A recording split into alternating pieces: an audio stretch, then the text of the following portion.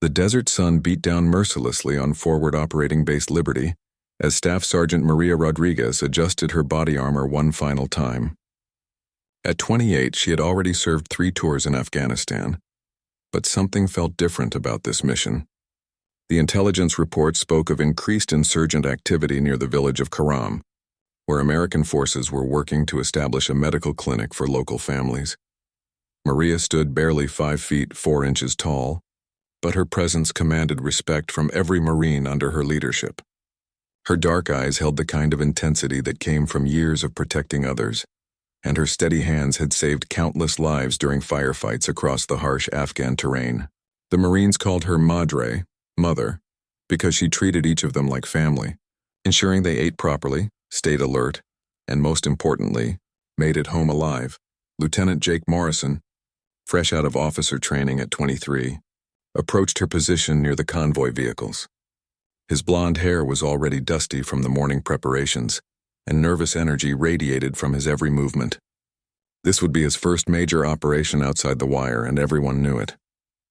The other Marines had been whispering about the new LT for weeks, wondering if he had what it took when the bullets started flying. Sergeant Rodriguez, Jake said, his voice trying to project confidence he didn't quite feel. Final equipment check complete. The men are ready to move out. Maria studied his face for a moment, recognizing the mixture of determination and fear she had seen in dozens of young officers over the years. She remembered her own first mission, the way her heart had hammered against her ribs as they rolled through the gates into uncertain territory. "Good work, Lieutenant," she replied, her voice carrying the calm authority that had become her trademark. "Remember what we discussed during briefing. Stay close to the vehicle, keep your head on a swivel, and trust your instincts. These Marines have been through hell and back. They'll watch out for you. But you need to watch out for them too." The convoy consisted of 4 heavily armored vehicles carrying 25 Marines, medical supplies, and construction materials for the clinic project. Maria would be riding in the second vehicle alongside Lieutenant Morrison and 5 other Marines, including Corporal Danny Chen, a combat medic from California, and Private First Class Tommy Williams, a machine gunner from Texas who never stopped talking about his girlfriend back home. As they loaded into the vehicles, Maria noticed Jake's hands shaking slightly as he checked his rifle for the 3rd time. She had seen this before, the nervous energy that came before stepping into the unknown. Without saying a word, she moved closer to him, her presence offering the kind of silent support that spoke louder than any words ever could. "My first mission," Jake admitted quietly. "I keep thinking about my parents back in Ohio. They have no idea what we're really doing out here." Maria nodded, understanding the weight of that confession. Every Marine carried the faces of their loved ones into battle, drawing strength from memories of home while simultaneously fearing they might never see those faces again. "Fear keeps you alive, Lieutenant," she said softly. "The day you stop being afraid is the day you make mistakes. But don't let it control you. These Marines are counting on your leadership, and I'm here to make sure you both succeed." Her words carried the wisdom of someone who had walked this path many times before, someone who understood that courage wasn't the absence of fear, but action in spite of it. The radio crackled to life as the convoy received final clearance to depart. Maria took one last look around the base at the familiar buildings and fortifications that had become a second home. Something deep in her gut told her this mission would be different, but she pushed those thoughts aside. In her years of service, she had learned to trust her training, her Marines, and her instincts above all else.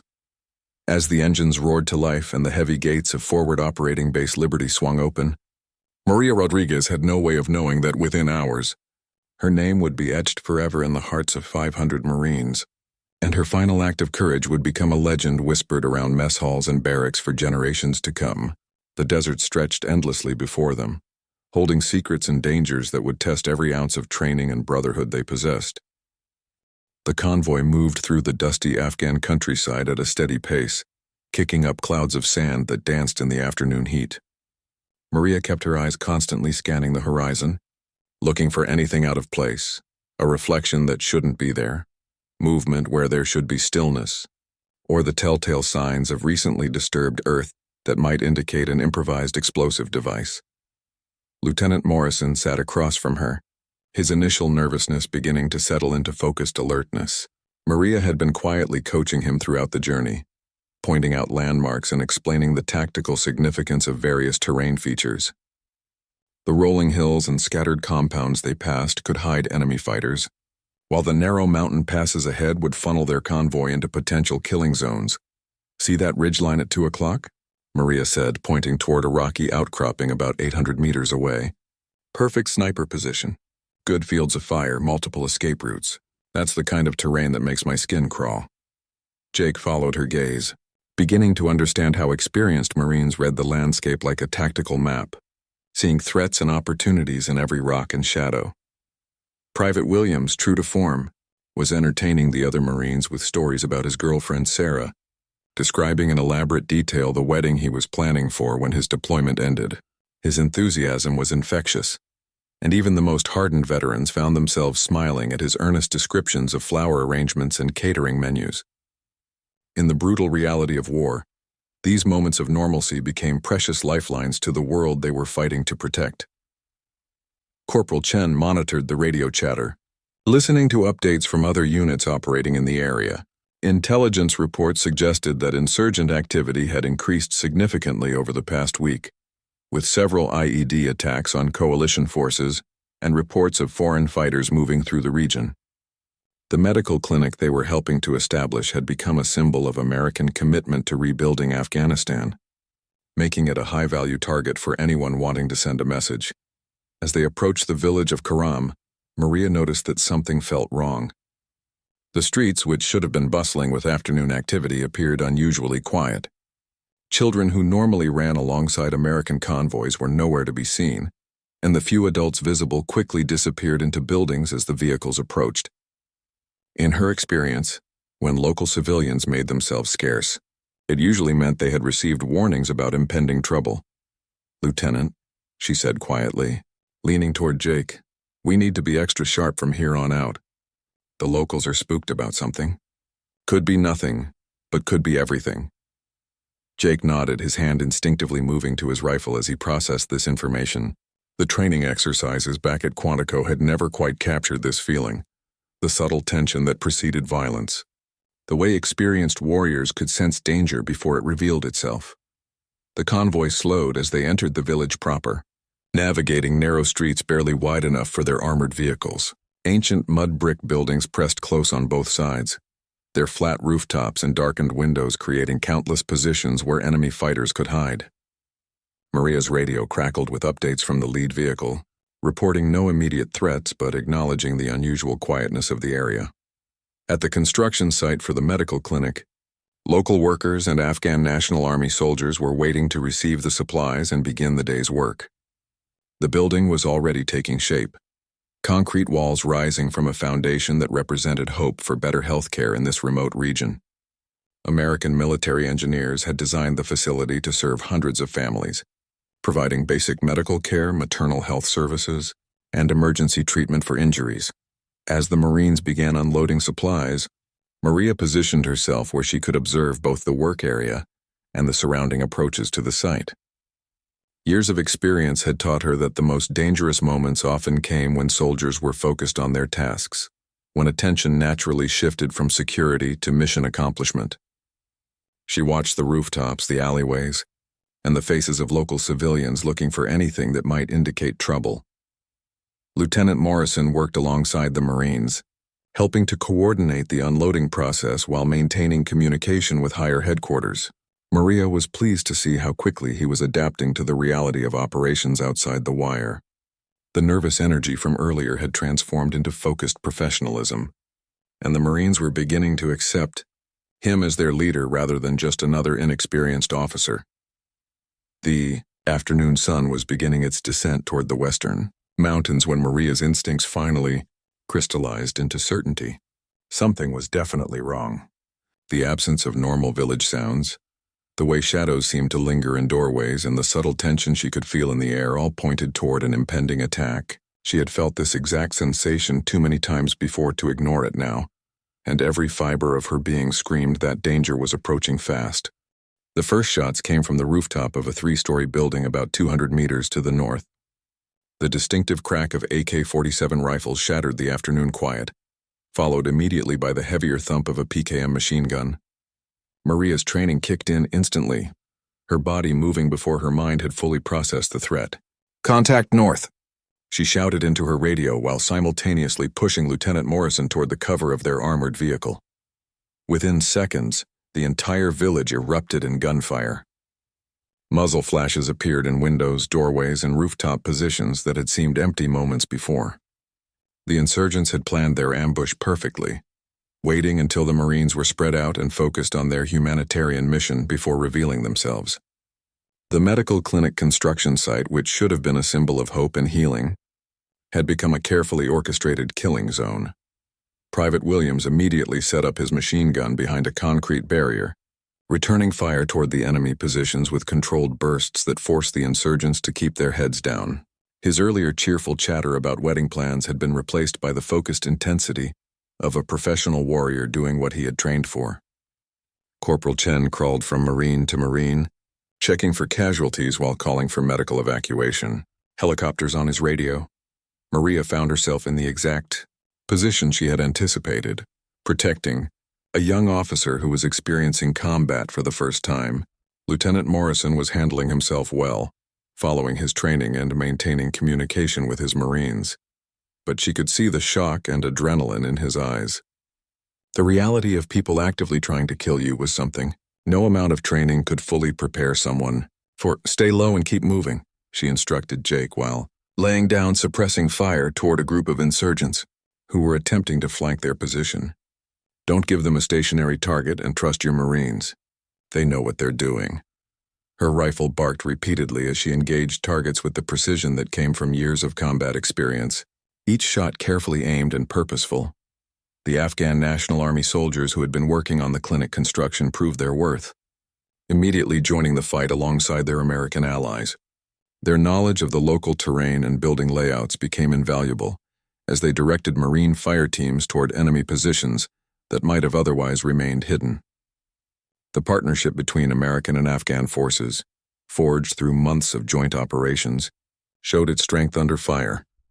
As the firefight intensified, Maria noticed movement in a building directly behind Lieutenant Morrison's position. A group of insurgents was attempting to work their way around the American perimeter, using a series of connected buildings to approach from an unexpected angle. If they succeeded, they would have clear shots at the Marines who were focused on threats from the north and east. "Jake," she called out using his first name for the first time. "Flanking movement, you're 6 o'clock. 3 buildings back, second floor window." Without hesitation, she began moving toward the threat, her rifle ready and her mind calculating angles and distances. This was the kind of tactical situation she had dealt with dozens of times before, but something about this particular moment felt different. The lieutenant turned to follow her movement and immediately understood the threat she had identified.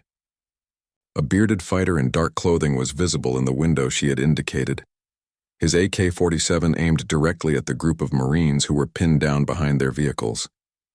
The insurgent's finger was already moving toward his trigger when Maria made her decision. Years of military service had taught her that leadership meant making split-second decisions that others couldn't or wouldn't make. She had spent her entire career putting the lives of her Marines ahead of her own safety, and this moment would be no different. The mathematics of the situation were brutally simple. She could reach the lieutenant's position and shield him from the gunfire, but doing so would put her directly in the line of fire. Without hesitation, Maria Rodriguez made the choice that would define her legacy. She launched herself toward Lieutenant Morrison, her body moving with the fluid grace of someone who had spent years perfecting the art of combat. Time seemed to slow as she covered the distance between them. Her mind focused entirely on reaching him before the enemy fighter could pull his trigger. The insurgent's rifle erupted in a burst of automatic fire just as Maria reached Jake's position. She wrapped her arms around him and drove him to the ground behind the concrete barrier that would provide protection from the incoming rounds. Her body armor absorbed some of the impact, but several bullets found their mark and she felt the burning sensation that meant she had been hit multiple times. "Madre's down," Private Williams screamed into his radio, his voice cracking with emotion as he saw his sergeant collapse behind the barrier. The entire character of the firefight changed in that instant, as 24 Marines realized that the woman who had been their protector and guide had just sacrificed herself to save their young officer. What had been a professional military engagement suddenly became intensely personal. Lieutenant Morrison knelt beside Maria's still form, his hands shaking as he tried to assess her injuries while bullets continued to snap overhead. Blood was spreading across her uniform from multiple wounds, but her eyes remained alert and focused on his face. "Get your Marines out of here," she whispered, her voice steady despite the pain. "That's an order, Lieutenant." Corporal Chen crawled over with his medical kit, his face grim as he began working to stabilize Maria's wounds. Years of combat medicine had taught him to triage quickly and efficiently, but what he saw made his heart sink. The rounds had penetrated her body armor at the joints, causing massive internal damage. Even with immediate medical evacuation, her chances were minimal. "Negative, Sergeant," Jake said firmly, finding a strength in his voice that surprised him. "We don't leave anyone behind. Ever." He grabbed his radio and called for immediate medical evacuation while directing his Marines to establish a defensive perimeter around their wounded leader. The frightened young officer from earlier that morning had been transformed by fire into someone worthy of the Marines under his command. Private Williams had redirected his machine gun toward the building where the fatal shots had originated, pouring devastating fire into the windows and doorways. His anger at seeing Maria wounded gave his shooting an intensity that forced the insurgents to abandon their positions. Other Marines took up the cry, advancing on enemy positions with a ferocity that surprised even their opponents. Maria reached up and grasped Jake's sleeve, pulling him closer so she could speak without shouting. "Listen to me carefully," she said, her voice growing weaker but maintaining its authoritative tone. "These Marines are going to be watching how you handle this. They need to see you lead them home. Don't let my sacrifice be for nothing." The sound of incoming helicopters provided a brief moment of hope, but Maria knew as well as anyone that medical evacuation in an active combat zone was extremely dangerous. The insurgents would likely target the aircraft, and there was no guarantee that help would arrive in time. She had seen too many good Marines die waiting for rescue that came too late. "Jake," she continued, using his first name again, "I need you to promise me something. When you get back to base, you tell them about today. Tell them how these Marines fought. Tell them what this mission meant." Her breathing was becoming labored, but her eyes remained locked on his face with an intensity that commanded attention. Around them, the firefight was beginning to turn in favor of the Americans. The combination of superior training, better equipment, and righteous anger over their sergeant's wounding had given the Marines a decisive advantage. Afghan National Army soldiers were reporting that several insurgent positions had been overrun, and enemy fighters were beginning to withdraw from the village. Corporal Chen worked frantically with his medical supplies, but he could see that Maria's condition was deteriorating rapidly. The wounds were too severe, and they were too far from the kind of surgical facilities that might have saved her life. He continued his efforts anyway, knowing that giving up was not an option as long as she remained conscious and fighting. "The medical supplies," Maria said suddenly, her voice becoming urgent. "Make sure they get to the clinic. These people need that healthcare facility. Don't let politics or revenge stop this mission from succeeding." Even as her life ebbed away, her thoughts remained focused on the humanitarian purpose that had brought them to this village. Lieutenant Morrison nodded, understanding that she was entrusting him with something far more important than just getting his Marines home safely. She was asking him to ensure that her sacrifice would contribute to something positive, something that would help the Afghan people build a better future for their children. The medical evacuation helicopter appeared on the horizon, but Maria's eyes were already beginning to lose their focus. She had given everything she had to give, and her body was finally surrendering to the injuries she had sustained while protecting others. Her hand found Jake's one last time, squeezing it with what remained of her strength. "Tell my family," she whispered, her voice barely audible above the sound of gunfire and aircraft engines. "Tell them I died doing what I believed in. Tell them it mattered." Those were the last words Staff Sergeant Maria Rodriguez would ever speak, but they would echo in the hearts and minds of everyone who heard them for the rest of their lives. As the helicopter landed in a swirl of dust and debris, Corporal Chen gently closed Maria's eyes and removed her dog tags. Around them, 24 Marines stood in silent tribute to a leader who had embodied everything they aspired to be. In that moment, they made an unspoken promise that her name and her sacrifice would never be forgotten, no matter how long they lived or where their service took them. Word of Maria Rodriguez's sacrifice spread through forward operating base Liberty like wildfire. By the time Lieutenant Morrison's convoy returned that evening, carrying her flag-draped body, every Marine on the base had already heard the story. They lined the main road in silent formation as the vehicles passed, their heads bowed in respect for a woman who had embodied the very best of their core values. Colonel Sarah Mitchell, the base commander, met the convoy at the motor pool, a veteran of 22 years who had seen her share of fallen warriors. She was visibly moved as she listened to Lieutenant Morrison's detailed account of the day's events. His voice remained steady as he recounted Maria's final words and her unwavering focus on the mission and her Marines. Even as her life slipped away. "She saved my life, ma'am," Jake concluded, his formal military bearing unable to completely hide the emotion in his voice. "But more than that, she taught me what it means to lead Marines. Everything I do from this point forward will be measured against her example." The young officer, who had left the base that morning filled with nervous energy, had returned as someone fundamentally changed by witnessing true courage under fire. She. The days that followed, something remarkable began to happen throughout the base. Marines who had never met Maria Rodriguez started seeking out stories about her. They talked to members of her squad, read her service record, and learned about the countless small acts of leadership and compassion that had defined her career. What emerged was a portrait of someone who had dedicated her life to making others better. Private Williams, normally the most talkative Marine on the base, found himself struggling to put into words what Maria had meant to him and his fellow Marines. "She wasn't just our sergeant," he told anyone who would listen. "She was like our big sister, our mom, our best friend all rolled into one. She knew everything about us, our fears, our dreams, our families back home. And she made each of us believe we could be better than we thought possible." Corporal Chen organized a memorial service that drew Marines from across the region. Units that had been scheduled for patrol missions volunteered to extend their deployments so they could attend. The base chapel, normally used for small weekly services, overflowed with warriors who had come to pay their respects to someone they considered a true hero. During the service, Marine after Marine stood to share stories about Maria's impact on their lives. Gunnery Sergeant Rodriguez from Texas told how she had mentored him during his first deployment, teaching him that taking care of Marines meant more than just ensuring they followed orders. Staff Sergeant Kim from California described how Maria had helped her through a difficult divorce, providing both practical advice and emotional support during the darkest period of her life. Lieutenant Morrison spoke last, his voice carrying throughout the packed chapel as he shared Maria's final words and her concern for completing the medical clinic mission. "She didn't die for a building," he said clearly.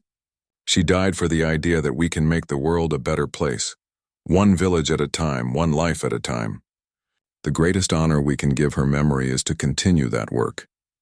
Colonel Mitchell announced that the medical clinic in Karam would be officially named the Maria Rodriguez Memorial Health Center, ensuring that her sacrifice would be remembered by every Afghan family who received care there. But the Marines knew that buildings and plaques, while important, were not enough to truly honor someone who had given everything for her fellow warriors. That evening, in barracks and mess halls across the base, small groups of Marines began planning something more personal and enduring. They talked about what Maria would have wanted, about how she had always focused on taking care of people, rather than seeking recognition for herself. Gradually, an idea began to take shape that would transform a single act of heroism into a lasting legacy. Sergeant First Class David Park, a quiet Korean-American Marine who had served with Maria during her previous deployment, approached Lieutenant Morrison with a proposal that had been discussed among the senior enlisted Marines. "Sir," he said formally, "we want to start something in Sergeant Rodriguez's name. Not just here on this base, but everywhere Marines serve." The idea was simple in concept but profound in its implications. They would create an informal network of Marines dedicated to embodying the leadership principles that Maria had demonstrated throughout her career. It wouldn't be an official military program with regulations and bureaucracy. Instead, it would be a grassroots movement driven by Marines who wanted to honor their fallen sister by becoming better leaders themselves. "Every time we make a decision," Park explained, "we ask ourselves what Madre would have done. Every time we mentor a young Marine, we remember how she invested in people, Every time we face danger, we think about her willingness to sacrifice for others. Her death doesn't end her influence, it multiplies it. Within weeks, word of the Maria Rodriguez Leadership Circle had spread beyond forward operating base Liberty. Marines at other installations began sharing stories about exceptional leaders who had influenced their own careers, using Maria's example as a standard for the kind of warriors they wanted to become. What had started as grief and loss was transforming into something that would outlast any single deployment or assignment. 5 years after that fateful day in Karam, the Maria Rodriguez Memorial Health Center had become a beacon of hope in rural Afghanistan. Hundreds of children had been born safely within its walls, countless injuries had been treated, and preventable diseases had been eliminated from the surrounding villages. The building stood as a testament to the idea that military service could be about more than just warfare. It could be about building something lasting and meaningful. Lieutenant Colonel Jake Morrison, now a seasoned officer commanding his own battalion, made an annual pilgrimage to the clinic whenever his duties allowed. Each time he visited, he was struck by how the facility buzzed with activity. Afghan doctors and nurses, many of whom had been trained with American assistance, provided care with the same dedication that Maria had shown to her Marines. The unofficial Maria Rodriguez Leadership Circle had grown far beyond what anyone had imagined possible. What started as conversations among a few dozen Marines on a single base had evolved into a movement that touched thousands of warriors across the globe. Marines serving in embassy security details in Africa, training missions in South America, and humanitarian operations in the Pacific all carried stories of Maria's sacrifice and the leadership principles it represented. Sergeant Major Williams, the former machine gunner who had once talked endlessly about wedding plans, now served as the senior enlisted advisor for Marine Corps recruitment on the West Coast. In every speech he gave to potential recruits, he told Maria's story, not as a tale of tragedy, but as an example of how military service could transform ordinary people into extraordinary leaders. She was just a kid from East Los Angeles, he would tell wide-eyed teenagers considering military service. Her parents worked 2 jobs each just to pay rent on a small apartment. But the Marine Corps gave her the opportunity to become someone who changed the world, one person at a time. That's what we offer.